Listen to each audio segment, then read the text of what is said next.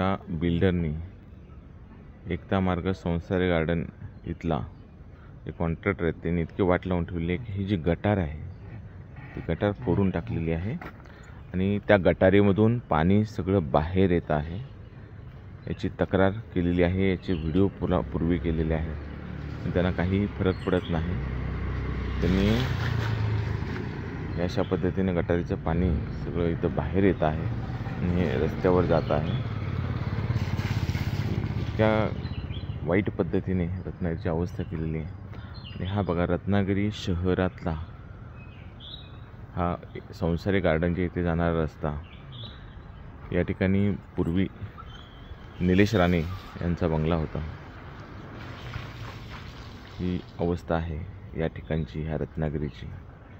आणि या गार्डनकडे बघूनच रडायला येतं अक्षरशः। एक सुंदर गार्डन या ठिकाणी होतं, एक वडाचं झाड होतं की ज्याला आपण देव मानतो।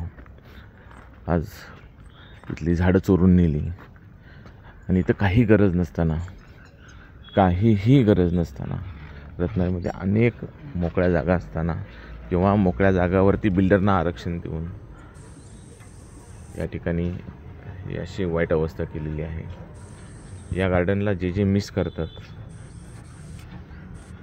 ते चोरून घेतलेलं पाणी, चोरून घेतलेली लाईट आणि ह्याच्यावर कोणीच कारवाई करत नाही। या गार्डनला जे मिस करतात, ज्यांनी इथं खेळलेलं आहे, ज्यांचे नातेवाईक, ज्यांचे घरातली लहान मुलं आणि सकाळी चालणारा हास्य दरबार आजी आजोबांचा, यांना यांनी पोरकं करून टाकलं आणि फक्त आपल्या जिल्हा प्रमुखाला कॉन्ट्रॅक्ट मिळवून देण्यासाठी आणि त्याचा पक्षप्रवेश करून घेण्यासाठी त्याला काम दिलं गेलं। इतकी वाईट अवस्था या परिसराची केलेली आहे की नागरिकांचे एक हक्काचं गार्डन तोडून प्रत्येक ठिकाणी फक्त सिमेंटचं जंगल उभं करायचं, हे आम्हाला नको आहे। आम्हाला आमचं गार्डन हवं आहे। हे काम थांबलं पाहिजे आणि आम्हाला आमचं गार्डन मिळालं पाहिजे। हीच ती जागा आहे जिथं एक वडाचं सुंदर झाड होतं 40 वर्षाचं, ते झाड तोडणाऱ्याला सुद्धा लाज वाटली नाही।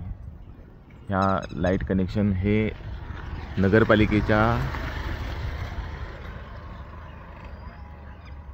पोलवरून घेतलेलं आहे। याच्यावर MSCBचे अधिकारीसुद्धा काहीही कारवाई करत नाहीत, कारण ते घाबरत असतात।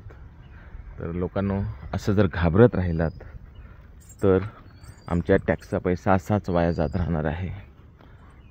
ही रस्त्याची अवस्था बघा, हे रस्ता आहे की गटार आहे ते कळत नाही।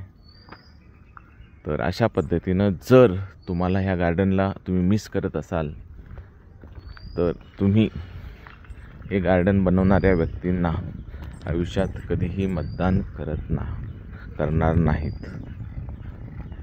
लक्षात ठेवा, या लोकांना मतदान, एखादा रस्त्यावरचा गरीब माणूस उभा राहू दे त्याला मतदान करा, एखादी सामान्य महिला उभी राहू दे तिला मतदान करा, आम्ही तिचा फुकट प्रचार करू, पण या नालायक लोकांना मात्र कधीही मतदान करू नका। तुम्ही जर सुशिक्षित असाल तर तुम्ही या बकाल गार्डनची अवस्था बघू शकता। ज्या थत्तेंनी जागा दिली त्या थत्तेंचं नाव पण गायब झालं, त्या ठिकाणी संसारांचं नाव आलं।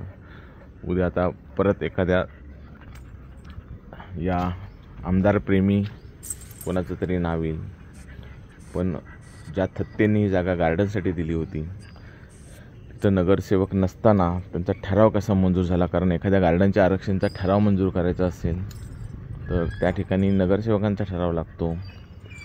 गेली अनेक वर्ष नगरसेवकच नाहीत आणि तरीही या ठिकाणी तो ठराव मंजूर करून या गार्डनची वाट लावलेली आहे। जेव्हा मी या गार्डनसमोर येतो आणि ह्याची दुरावस्था बघतो, कारण रोज सकाळी मला या गार्डनमध्ये जायची सवय होती, तेव्हा यांच्यासाठी माझ्या तोंडामध्ये शिव्याच येतात। हे गटारचे पैसे खर्च केलेले आहेत पण ही गटार केलेली नाही। ते बघू शकता, हे अशा पद्धतीची गटारीची अवस्था आहे। इथे सुशिक्षित नागरिक राहतात पण ते कधीच काही बोलत नाहीत। या साईडची गटार बघा, पुढची गटार पूर्ण केलेली आहे. पैसे मात्र सर्व खर्च केलेले आहेत. या साईडची गटारला फक्त वरनं स्लॅब टाकलेला आहे आणि ती गटार पूर्ण दाखवलेली आहे. पण ही गटार पाहू शकता जुनी जशी होती तशीच आहे. जर तुम्ही सामान्य नागरिक शिक्षण घेऊन सुशिक्षित झाला असाल आणि तुम्हाला आपल्या हक्कांबद्दल आणि कर्तव्याबद्दल बोलता येत नसेल तर तुमच्यासाठी माझ्याकडे वाईट शब्दामध्ये बोलण्याची,